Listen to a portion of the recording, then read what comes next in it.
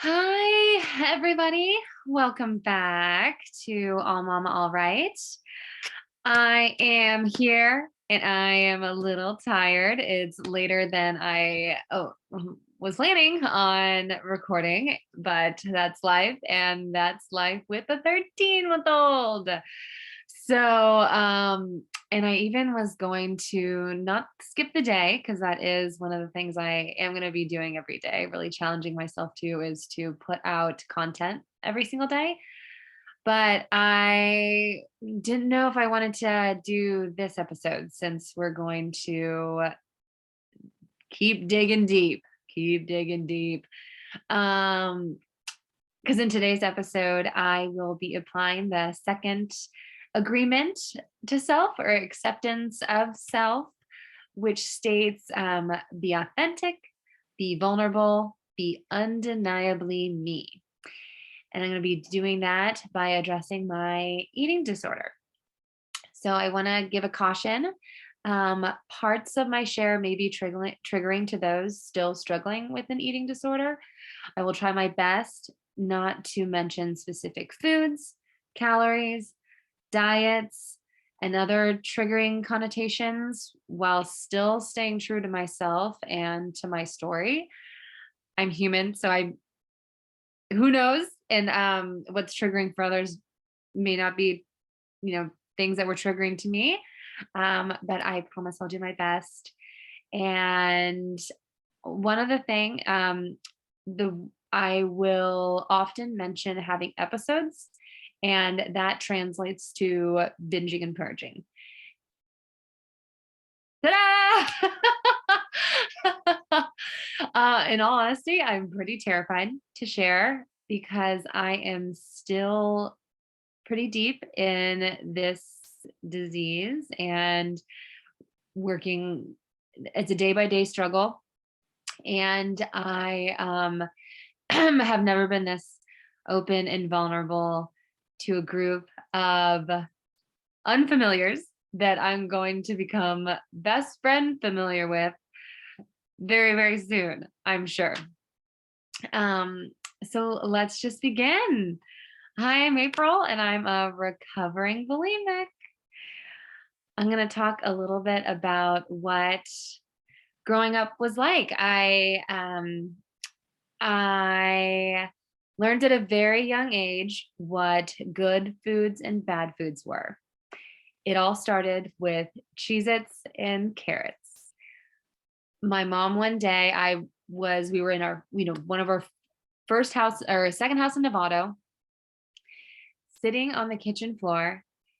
My mom was packing hiking snacks. We would go hiking almost every Sunday. And I remember her holding up a bag of Cheez-Its and a bag of carrots and knowing carrots, good, Cheez-Its, bad. Why were they bad, good? No idea. What did they do? No idea. But maybe seeing more of my mom eating the carrots and never the Cheez-Its, and maybe seeing people who looked a certain way that I didn't know if it was good or not eating the Cheez-Its. Who knows? But it is so vivid in my memory. A good, bad, just something wrong with one and something better with the other. And also, so funny, but my story, I don't know if y'all are fans of Glennon Doyle, but she has a podcast called We Can Do Hard Things, and she's my best friend.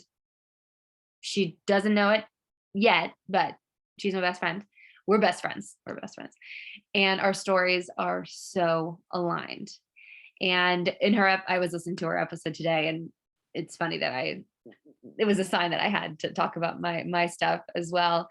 For as long as I remember, I've always received comments on my appearance, starting very, very young, being called beautiful, pretty, commenting on certain, parts of my appearance and body. And so when I was little, in receiving that type of praise and not really understanding it, but knowing it's good because other people seem to be happy when they're talking about it. And then knowing that I would have to keep it and trying so desperate. I don't know if anyone is, well, I'm sure people have tried so desperately to keep something that they just don't quite understand. So it kind of makes it impossible because it's like you're grasping for validation for something that you don't even get, you need validation for, or what it even means to be called pretty or beautiful. And this super young age.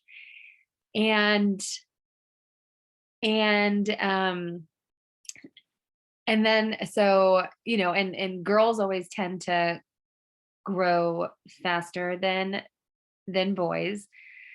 And I remember always when things would start changing, wanting them to change back, not knowing why I wanted them to change back, but knowing that I was called, certain comments were made when I was either smaller or younger, and I wanted those comments.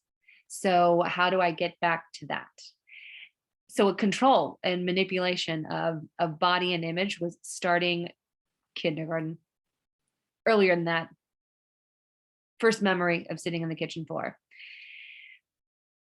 I distinctly remember the first time that, and it's so crazy because everyone that I came into contact that ultimately left an impression on me in a negative way, they thought they were either saying something nice and friendly and uplifting and um but it was it ultimately just I took it the way I took it. And one of my so I believe I second-ish grade, second, maybe third, one of my friends' fathers touched my belly and said, "Oh, you still have your baby belly." Pause.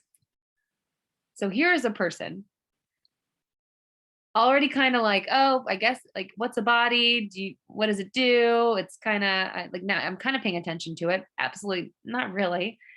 And here a person of an opposite sex, older, is telling me that I have a baby belly, which I'm not a baby. I'm in, second or third grade. So that's bad. So I have a bad belly. Well, what the heck? What goes in a belly? Food. Well, is that why I have a baby belly? So, mind going crazy. And when you're that little, you have no idea who to turn to, what to talk about, what's allowed, what's not allowed. And I did grow up in a family where, it was put a smile on your face. Let's talk about feelings without talking about feelings. If you're going to be crying, let's go quietly cry in your room.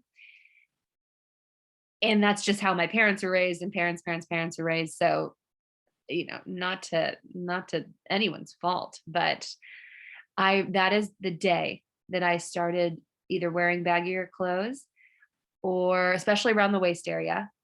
And also when I started carrying an extra sweatshirt or jacket and putting it in against my belly when I would sit down.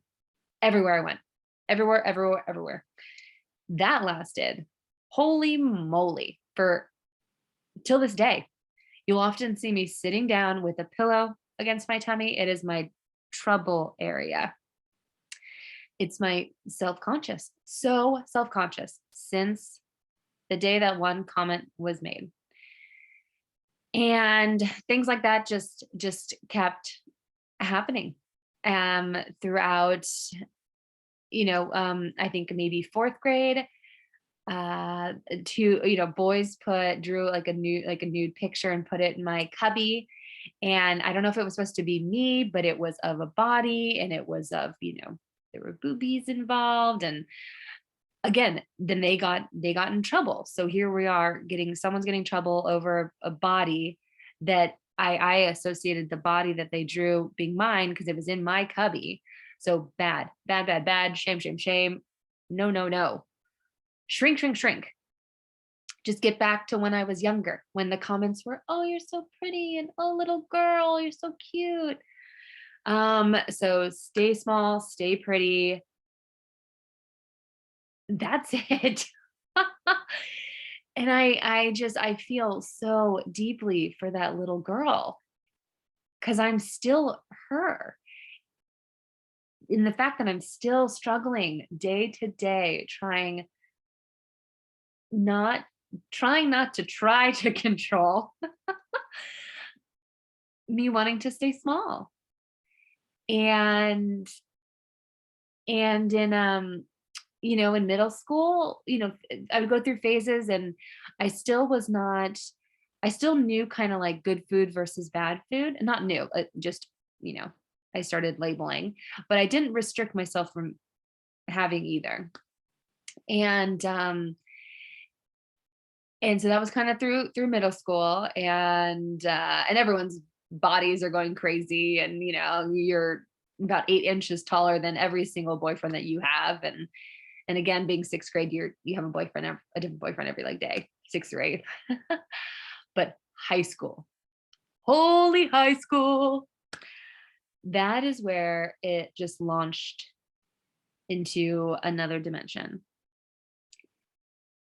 I Again, there are these certain moments that I wish I just didn't hear.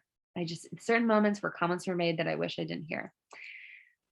I was a This was when I was a junior, and a boy said it had been stressful, like who knows what was going on, trying out for sports and just and and a guy came up and he's like, "Hey, April, like you lost weight. You look, you're prettier now than the prettiest girl in school," who had been the prettiest girl of school like forever, like since I was like I knew about her in like eighth grade, seventh, eighth grade. He, and the reason I had lost weight was not because I was trying to, because I was, school, like I said, school, sports, who knows what was going on. But then I heard the comment, I sat back and I'm like, okay, okay, I lost weight. Okay, I lost weight. What have I been doing differently? What have I, oh, I haven't been eating much. Oh, I missed lunch that one day. Oh, I did this. So then monkey, monkey, monkey mind, it's like, don't eat, just don't eat. And you'll be prettier than the next prettier girl. And you'll be better than the next better thing. Just constantly, constantly, constantly. So that's high school. And then when I and then guys, when alcohol was involved, the cycle just started. And the cycle that I'm going to explain to you started from I started drinking, like 16. So what is that, junior year of high school, until I was 29 years old. Ah! Cycle went like this. Um, oh gosh, I was supposed to be timing myself and I forgot. Let's see. Let's put like 10 more minutes. Um, Again, because I would talk forever about this stuff and it's pretty important. And so cycle. So we're gonna go out. And so I'm pretty much not eating all day, maybe have like a Luna bar that I would have half at recess, half at lunch. So it looked like I was eating. Again, facade that I live by, perfectionism. You want everyone to know that you're okay. So, I'd strategically have in public places where I'd be eating something, not much, but something. And then if we're drinking, then I would just drink enough, and me being a blackout, and drink so I would eat. Because the second that I would black out or get to a point, and it was like my body just needed substance, just needed substance, not alcoholic substance, food. So then I would eat, and then I would, if I was sick, then I usually would or drunk, sick, then I would, vomit. But that just started the cycle. So not eat, drink, eat, and then pass out, and then or throw up, and then wake up, and then either feel like absolute hell because I didn't throw up, um, or to start again. So just start. You guys, this went on for years, years and years. And when this girl was drinking around the clock, it was, you know, chasing with health, with good foods, safe foods. And it just, whenever, that's why comments are just so scary because you like hearing them. You love hearing them. I mean, who doesn't like when someone's like, "Oh my gosh, you look amazing. Look how nice and firm your hiney is. Oh my gosh, you're 25 million pack." Like, who doesn't like that? Well, who doesn't get that? Um, but man, for me, it just, I'm a sponge. I'm a sponge. I'm a sponge. I'm a sponge. And what happened in college, besides the cycle continuing, is, I started university being probably almost like 18 pounds underweight because of, I was sick against my doing. When you're just sick, you just don't eat. So not eating for, 2 weeks to a month. Well, duh, the second that you start eating, you start gaining weight. Well, no, April wants to be pretty and stay small. Small equals pretty, small equals pretty. Little girl, screaming, screaming, screaming. So I just drank all the time in order to eat. But then I was so shamed about eating, and guilty that I was eating. So then I drink more. Loop, loop, loop. Restricting times a million. You can just, again, imagine anyone or any commercial or anything out there naming anything in a negative way. I knew it and I didn't go towards it at all. And, any sort of gain in weight to me was death. It literally meant death. So much so that when I did gain weight, I was in deep, deep depression. My junior year of high school, I was just I was is not high school, college. Luckily, not luckily, there's no luckily in this thing. Um, but junior year and senior year of college, when I went abroad and I was broken, something happened well, I didn't think I was going to talk about this. I got sexually assaulted when I was in Spain. And again, when something like that happened to me, I immediately said it was my fault. I drink and I, you know, was not with someone getting home safely. My fault, my fault. Um, my body, it's bad.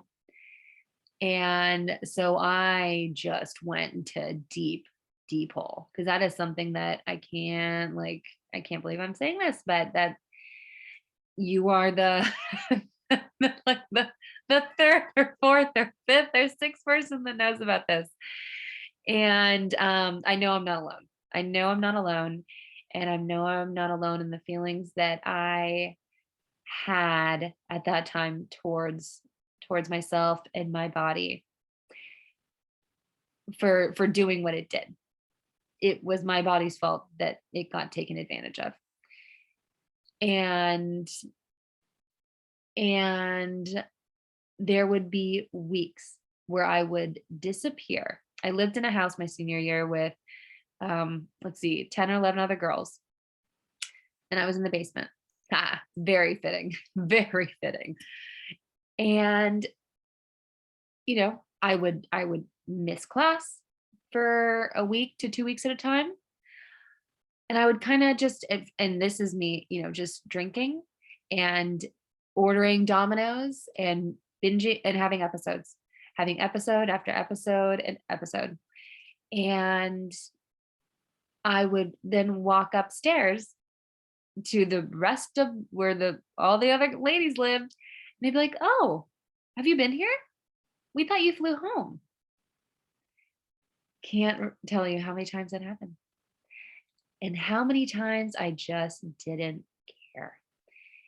And how many times I don't think people really knew what was going on. Again, when I could put up that I was okay, I won you know, an Emmy. I Golden Globes, all of it. Whatever award goes for Best Actress, I got 70 million of them because that's the only way I could survive. Um, and and it was just crazy. I would also it was insane. And you'd it's hard because it was so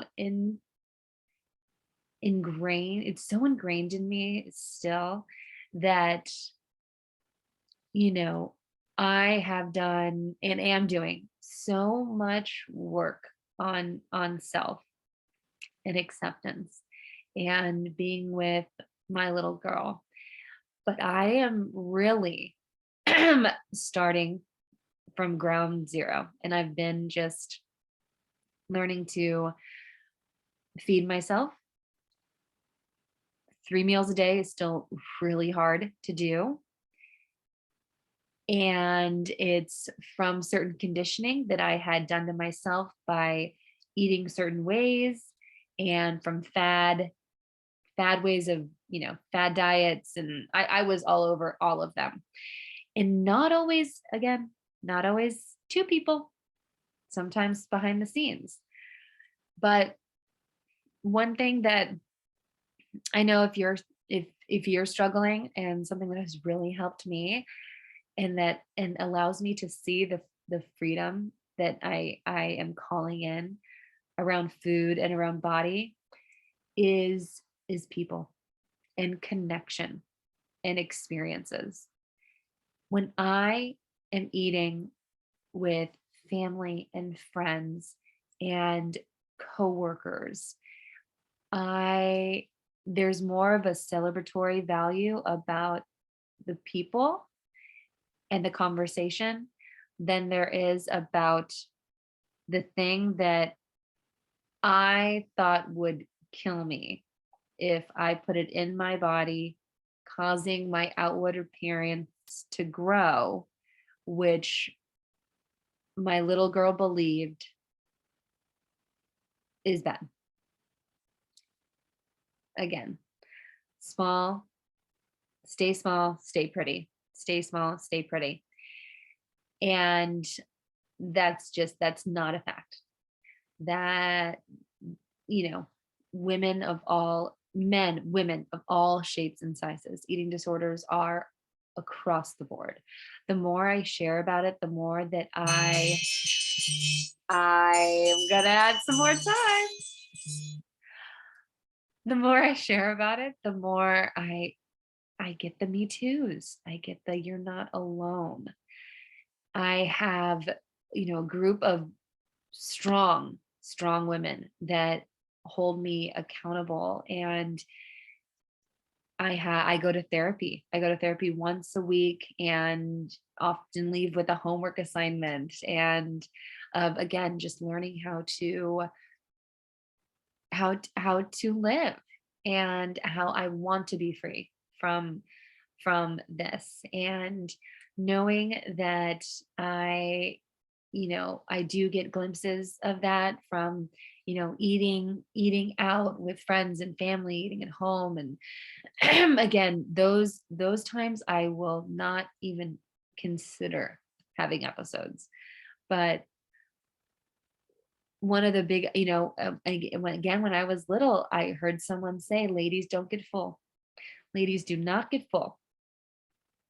Well, then shit, because I effing get full pretty much every time I eat.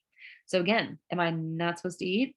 Am I just supposed to eat air? Because that's kind of impossible. And I don't know. I don't know. And again, it's not true. It's not true.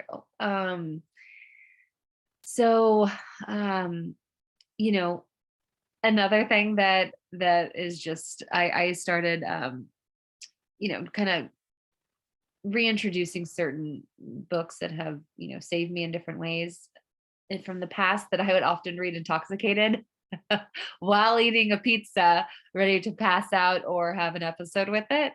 And one of those books, like Glennon, my best friend, um, reintroduced was Untethered Soul by Michael Singer. And the opening quote is, "This above all, to thine own self be true. This above all, to thine own self be true," by William Shakespeare. And whenever I think of the self that I want to be true to, that is that little girl that I just want to pick up, hold in my arms, and just rock back and forth and tell her that she is loved, she is enough, she is loved, she is enough. Because ultimately, that is what I believe every person wants, is to feel that however they look, feel, think, talk, dance, don't dance. If you're my case, do not dance. Um, that they are loved, and that they are enough, just the freaking way they are. And if they shrink to a tiny little 2 inches that you fit in the bucket, or grow 17 feet wide and tall, that there are arms that can spread for miles, around miles, and hugs, hugs, hugs. So so maybe I should end on that. And I just, I know that there's so much support out there, and I thank everyone for the support that I receive. And again, I this is still a day-to-day struggle for me and for so many out there. So just be so kind to yourself. And I'm speaking to me because even right now, as I sit here just having dinner, I'm full. And it's a feeling that I am still trying to get used to. And instead of full being a bad thing, that ladies don't get full, it's me, like, I just nourish my body with good food. It's going to keep me alive. And that is all that matters, because I want to be alive for a long time. For my little girl, I need to break that lineage, that ancestral, that I got from my mom, that my mom got from her mom, or dad again. And yes, I want to send out so much love, so much love. And you are loved, and you are enough.